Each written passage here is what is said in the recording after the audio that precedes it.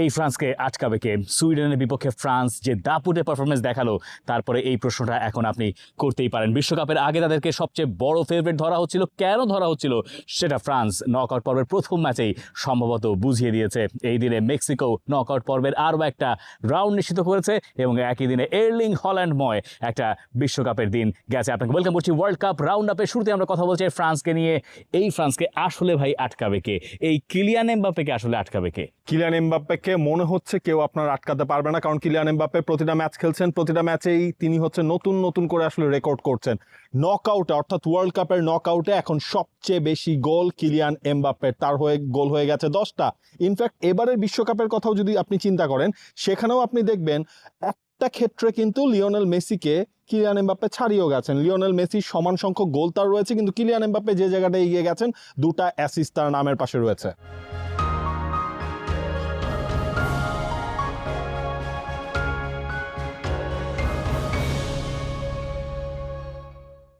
আর ওই নকআউট পর্বে Kylian Mbappe আসলে কতখানি বিধ্বংসী, বা বিশ্বকাপ এলে কিলিয়ান এমবাপ্পে আসলে কি বস্তু, সেটা তার নাম, তার সঙ্গে তার গোল, তার ম্যাচ সংখ্যা, এই তিনটা দেখলে একদম স্পষ্ট হয়ে যায়। 18টা গোল, 18 ম্যাচে 18 গোল। এবং এখন তিনি আসলে যেদিকে যাচ্ছেন, যেদিকে ছুটছেন, সেখানে কিলিয়ান এমবাপ্পেকে আটকানোই বেজায় বেজায় কঠিন কাজ। এই কিলিয়ান এমবাপ্পেকে আটকাতে পারে নাই আসলে সুইডেন। ম্যাচের শুরু থেকে একের পর এক আক্রমণ করে গেছে ফ্রান্স, এবং সুইডেন তাতে দিশেহারা। সুইডেনের গোলকিপার একের পর এক সেভ করে গেছেন, এবং তাতে ফ্রান্সও আটকে ছিল। আটকে থাকতে থাকতে এমন একটা পর্যায়ে চলে গেছে যেখানে ফ্রান্সের কপালটা বোধহয় একটু মন্দ ছিল, যখন মিকেল ওলিজে ওই ওভারহেড, ওটা আসলে প্রপার সিজার কিক বলা উচিত, প্রপার সিজার কিক, সেইখান থেকে আটকে গেল বল এবং ক্রসবারে লাগলো, গিয়ে বার পোস্টে লাগলো। ওই সময় মনে হচ্ছিল যে না, সুইডেনের কপাল কি আছে, খুলে যাবে। একটু পরে আরেকটা শট কেবলমাত্র বাইরে দিয়ে গেল।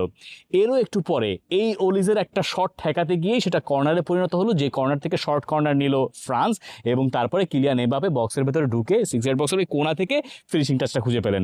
কিলিয়ান এমবাপ্পে ওই গোলটা করার পরে খুঁজে নিলেন, সবাই তো তাকে খুঁজে নিচ্ছে, কিন্তু তিনি খুঁজে নিলেন দিদিয়ের দেশকে। দিদিয়ের দেশ তার কোচ, যিনি ম্যাচের আগের দিনও তার প্লেয়ারকে ডিফেন্ড করে গেছেন। তাকে নিয়ে কত আলাপ না, এখন তো ওই যে খুব পপুলার হয়েছে একটা মিম জেনারেল, হ্যাঁ, মানে কত কিছু আছে সেখানে। কিলিয়ান এমবাপ্পেকে নিয়ে যে প্রশ্ন, মাঠের বাইরে কত আলোচনা, কিন্তু এই একজন দিদিয়ের দেশও, যিনি একেবারে শুরু থেকে এখন পর্যন্ত ডিফেন্ড করে যাচ্ছেন তার দলের সবচেয়ে বড় তারকাকে, এবং তিনি শুধুমাত্র সবচেয়ে বড় তারকা না, তিনি এই শুধুমাত্র বিশ্বকাপের ইতিহাস দেখেন ওলটপালট করে দিচ্ছেন। এইবারের বিশ্বকাপে লিওনেল মেসির সঙ্গে তো বটেই, আপনি মেসির ওই ব্যাপারটাও যদি বাদ দেন, মানে সব পরিসংখ্যানও যদি নিয়ে আসেন, কিলিয়ান এমবাপ্পেই সেই তারাটা যিনি সবচেয়ে উজ্জ্বল হয়ে জ্বলছেন। দেখেন, শুধু কিলিয়ান এমবাপ্পে নয়, কিলিয়ান এমবাপ্পে তো পারফর্ম করেও যাচ্ছে, একই সাথে ফ্রান্সের দেমবেলের কথা আপনাকে বলতে হবে, ওলিজের কথা আপনাকে বলতে হবে। ওলিজে তো একটা রেকর্ডও করে ফেলেছেন, তার 5টা অ্যাসিস্ট হয়ে গেছে কেবলমাত্র এই বিশ্বকাপে। আর একটা অ্যাসিস্ট করতে পারলেই পেলের রেকর্ডকে তিনি ছাড়িয়ে চলে যাবেন। ওলিজে ওটা গোল তিনি পাননি, কিন্তু ওলিজের অ্যাসিস্ট কিন্তু আজকের ম্যাচেও ছিল। দেমবেলে, ওলিজে, দেজিরি দুও এবং একই সাথে কিলিয়ান এমবাপ্পে। এই ফ্রান্সকে মনে হচ্ছে এখন পর্যন্ত কারোর পক্ষে আপাতত আটকানো সম্ভব না। দিদিয়ের দেশোর কথা আপনি বলছিলেন, দিদিয়ের দেশও, আমরা যখন সেকেন্ড গোলটা হলো দেখলাম, দিদিয়ের দেশও তিনি এমবাপ্পেকে সম্মান জানালেন, শ্রদ্ধা জানালেন, এমবাপ্পেকে তিনি বুকে আগলে রাখলেন। সবকিছু মিলিয়ে ফ্রান্স মানে এক কথা এই ম্যাচটায় সুইডেনকে আসলে উড়িয়ে দিল, এবং তারা জায়গা করে নিল বিশ্বকাপের রাউন্ড অফ 16-এ। একটা নাম আপনি ভুলে গেছেন, ব্র্যাডলি বারকোলা। যে ব্র্যাডলি বারকোলা গোল করেছেন দ্বিতীয়টা। এবং একজন কোচের আসলে কেমন লাগে যখন তিনি দলে একটা পরিবর্তন এনেছেন, পরিবর্তনটা তিনি সেই ব্র্যাডলি বারকোলা, যিনি ওই সেকেন্ড হাফে আর একটা গোল করলেন। ফ্রান্সের ফার্স্ট গোলটা খুবই ইম্পর্টেন্ট টাইমে, ফার্স্ট হাফের ঠিক আগে। সেকেন্ড গোলটা যখন ব্র্যাডলি বারকোলা করলেন, আপনি চেঞ্জ করেছেন আমাদের ফুটবলারকে, একাদশ পরিবর্তন করেছেন, লুকাস দিনিয়ে নেমেছেন, ওখানে আপনি ব্র্যাডলি বারকোলাকে ব্যবহার করেছেন, বারকোলা গোল করে দিয়েছেন।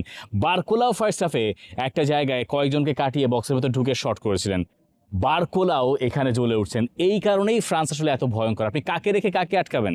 আপনি ফ্রন্ট লাইন দেখেন, আদ্রিয়ান রাবিও, ফ্রন্ট লাইন বাদ আদ্রিয়ান রাবিও 2টা গোলের চান্স ক্রিয়েট করেছেন। ওই বাদ দিয়ে সামনের কজন, উসমান দেমবেলে, ওলিজে, এখন পর্যন্ত ওলিজেই বোধহয় গোল করার দিক থেকে একটু পিছিয়ে আছেন। ওলিজে, কিলিয়ান এমবাপ্পে, ব্র্যাডলি বারকোলা, একজন পাচ্ছেন না তো আরেকজন পাচ্ছেন, কোনো দিন সবাই মিলে জ্বলে উঠছেন।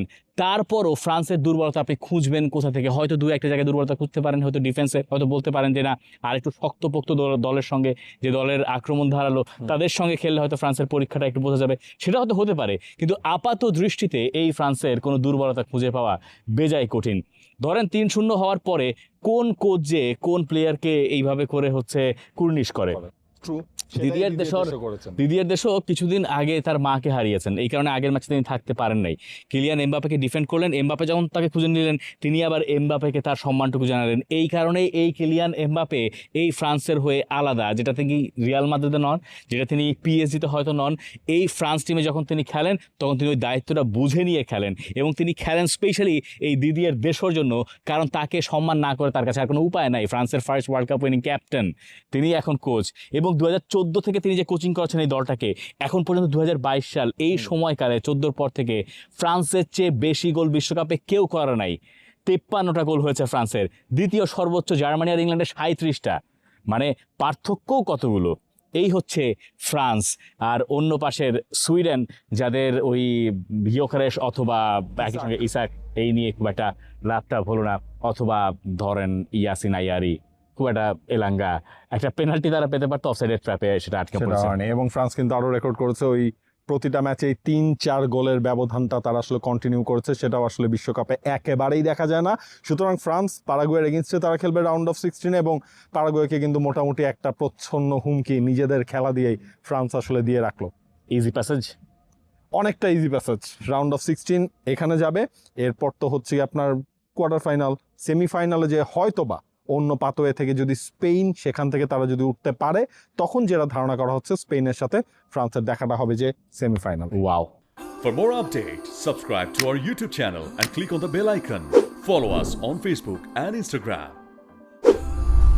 Download T-Sports app to enjoy exciting games and highlights. Visit tsports.com.